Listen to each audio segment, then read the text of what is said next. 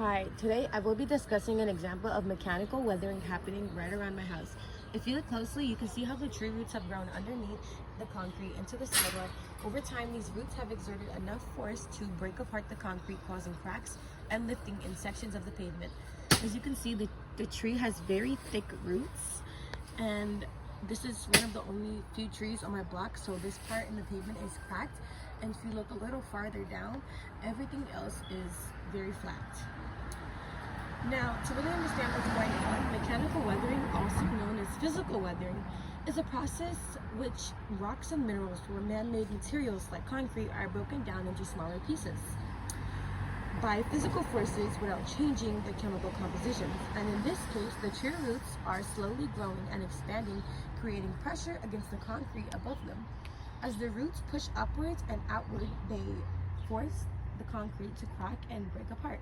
Over time, sections of the pavement may lift or shift, creating uneven surfaces and visible gaps, which is what we've been showing you guys right now. This is a good example of root wedging.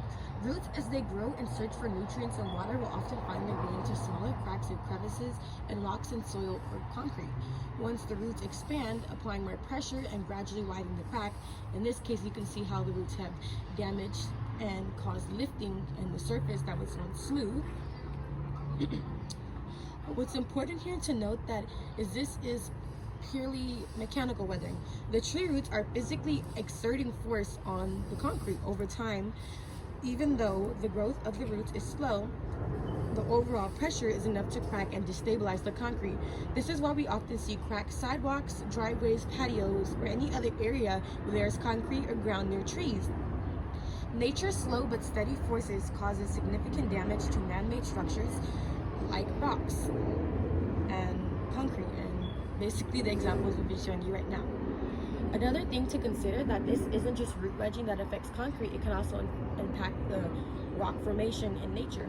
Over time, the same process can break down large boulders or rock faces, and tree roots can even work their way into cracks exerting pressure, which is what we're seeing here.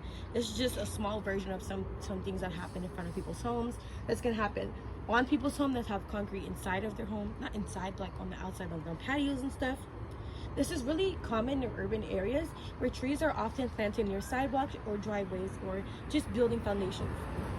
As trees mature and their roots expand, it can cause damage to these structures, leading to costly repairs. However, this is just a reminder of natural forces and how they grow over time.